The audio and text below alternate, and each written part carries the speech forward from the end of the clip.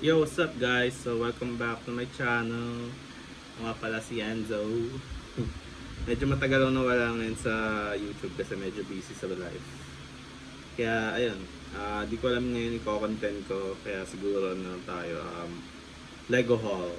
So, galing kasi ako Sherway Gardens dito sa may Etobicoke.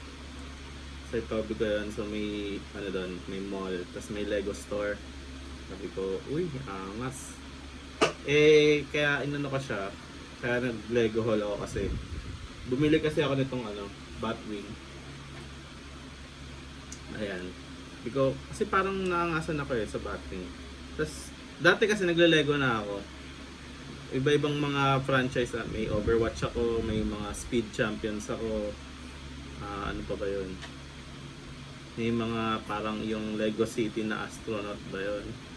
Yung nag-Italy kasi ako may Lego store doon, so parang bumili na rin ako ng Lego. Kaya yun, nahilig din ako. Pero more on kasi ako model kits. So pag nakita nyo dati yung kwarto ko sa Pilipinas, maraming doon, marami akong mga Gundam doon, mga Marvel Legends. At DC, hindi ako ganun nagko-collect. Tapos ito yung first Lego ko na Batman. Yan, ayan. Batwing. Ito yung si Michael Keaton ata. Pag nakita mo yung niya, yung symbol ng bat niya, yellow. So parang si si Michael Keaton. Kasama niya dun sa set si Joker. Ayan. Binuild ko siya. Tapos nung naangasan ako kasi hindi siya boring eh. Iba-iba kasing iba-ibang kada part, ibang style, hindi siya repetitive. Kumbaga. Kasi yun, ngayon, ito yung mga pinag-shopping ko ngayon. Start tayo. Kasi, ang gusto ko, nang nakita ko, in-announce to ng Lego, sabi ko, wow, gusto ko nito. Kaya, ayan. Ito yun. Yan. Ito yung gusto ko, yung X-Men 97. Yan. Ito yung X-Jet. Bagong release lang ito 2024 lang din. Ito yung likod niya. Nasasakay mo sila sa likod, harap. Ito yung cockpit. Ito yung likod, may passenger din. So yung mga dito, yung mga minifigure dito, si Cyclops, Magneto, si Rogue, tsaka si Wolverine. Yeah. Yan. Kung si Storm sana ko nandito, mas solid siya. Pero wala eh.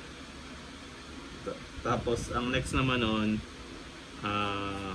dahil nag-collect nga rin ako ng Speed Champions, parang gusto ko lang bumalik ulit sa pagko-collect nun. So ito.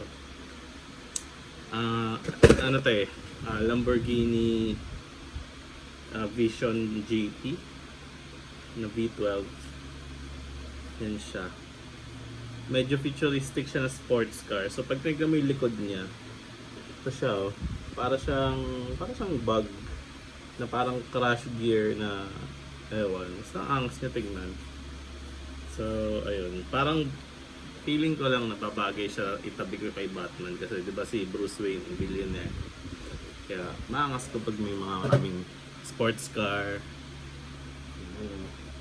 Ito yung last kasi gusto talaga nung G-Wagon. Kaya to. Nakita ko to, itong G-Wagon na to. Sabi ko, kahit ito di ko masyadong bet eh. Nung nakita ko to, ito gusto ko talaga. Nangangas kasi ito yung mga kotse ng mga gangsta sa ibang bansa. Pala mo nasa Pinas na. Mga rapper, ganyan. Tsaka black pa. Ayan, ito yung real life comparison sa Lego. Medyo magkamuka. Pati yung reserve ng gulong. Ito naman yung isa, yung SL63 na convertible.